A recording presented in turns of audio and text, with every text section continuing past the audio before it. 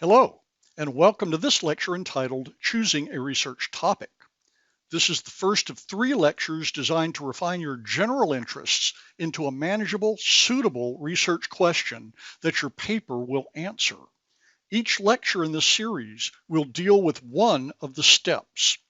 This lecture concerns choosing a topic. The next concerns distilling themes from your chosen topic. The last concerns asking questions of your themes so that one of those becomes a viable research question. That viable research question is the key to guiding your research. Your answer to it becomes the thesis, that is, the claim of your paper, and allows you to deliver that answer in a compelling, meaningful way. Let's begin by defining the word topic, at least enough to make it useful for our discussion and to make it memorable for you as you work. This is made difficult by the notoriously loose way historians use the word topic and how they vaguely associate it with your interests and your ability to manage resources so you can write an interesting, meaningful report of your research findings. It's not particularly important that you be able to recite a precise definition of the word topic, but it is good to have some working knowledge about where it fits in the schema from broad subject area to viable research question. The most important thing you must be able to do concerning topics is to distinguish them from broad subject areas. An earmark of a subject area is that you can state it in a 2 to 3 word phrase. Another is that there is a section of your library devoted to the subject.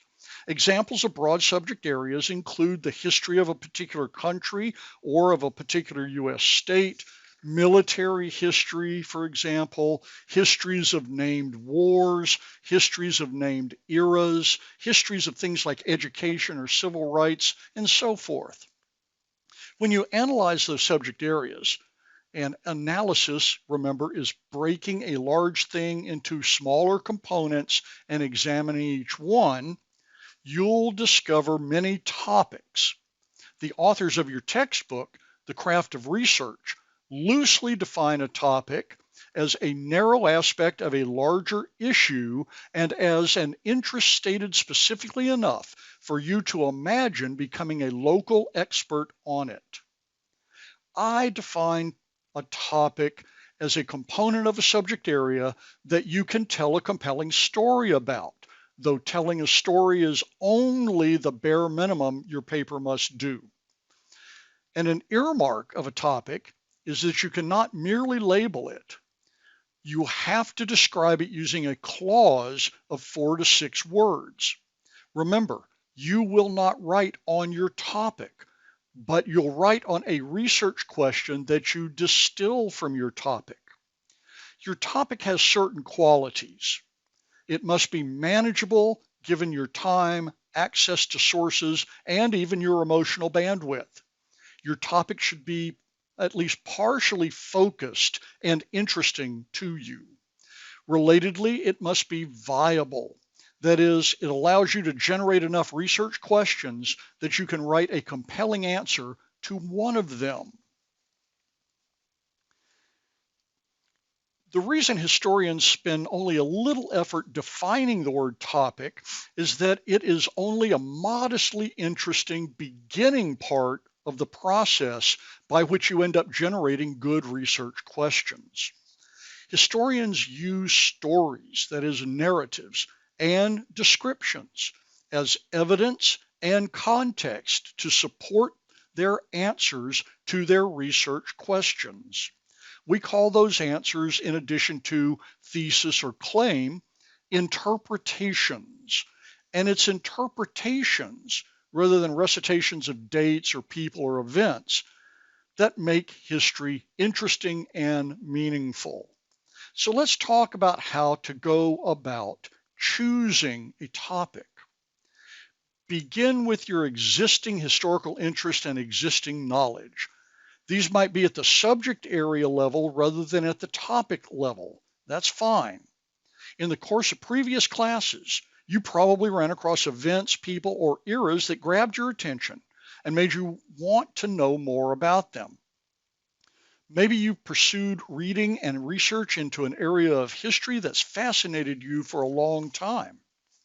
If you've written a research paper or two already, maybe you saw a part of that that you wanted to pursue or that you felt you needed more information about. If you feel a bit lost at this particular moment, you can also generate topics by reading reference sources on an interesting subject area. Encyclopedias, even Wikipedia, and textbooks can provide the contours of events in a subject area, and more importantly, access points into those subject areas. Access points are data about a subject area like names of people, titles of sub-events, and dates that you can use to help you recognize topics within those subject areas. So another way of choosing a topic is to make a list of subject areas and potential topics and brainstorm them. If you've used a short phrase as a label, analyze those subjects for topics that you can describe in clauses. Think about essay exam prompts that you've encountered that use action verbs like describe and explain. Remember, my definition of a topic is a component of a subject that you can tell a story about. In fact, if you need a phrase that is a template to help you articulate a topic, try this. I want to tell a story about, then fill in the rest of the sentence. This means you can envision becoming an expert and that your topic might be manageable, focused, and viable. Also remember that at this point, it doesn't matter if you hit the nail directly on the head. Just don't confuse a topic with its bigger subject area. Then you read more about those topics of interest to you. Now let's look at an example of analyzing a subject for a topic and this narrowing process. In this example, imagine you're interested in the major labor stoppages, that is strikes, of the U.S. Gilded Age from 1873 to about 1905.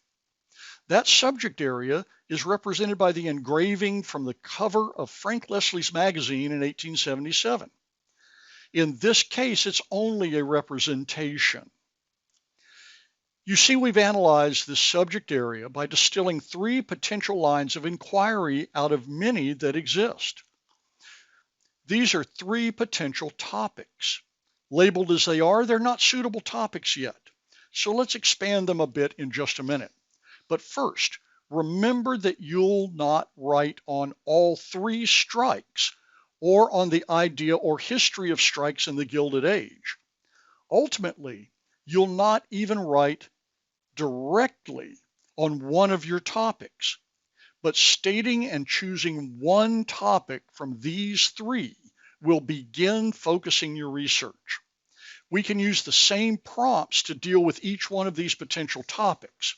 For example, describe the trajectory of the Great Railroad Strike of 1877, which also applies to the other 2. You can say, I want to tell a story about the Homestead Strike of 1892. Or you can say, explain the events that took place during the Pullman Strike of 1894. Expressed this way, you've taken your first step from distilling topics from subjects. Let's say, for the sake of this illustration, that you decide you want to tell a story about the Homestead Strike of 1892. This means you will not discuss either the Great Railroad Strike or the Pullman Strike. So how do you proceed from here? Back to the reference works you go to do the same kind of reading and research you've already done to distill your topic from the subject area. There are 3 things to remember. You have to make a choice to pursue one topic and leave the others behind for the time being. You will not write on the topic itself. The topic only aims you in a particular research direction. Everything is tentative at this point. You might change your mind, and if you do so early. And you definitely will do the same kind of analysis and choosing on the topic that you've done on the subject area to distill the topic. We'll discuss how to do this analysis of the topic in our next 2 lectures. This then ends the lecture. As always, thank you for your attention.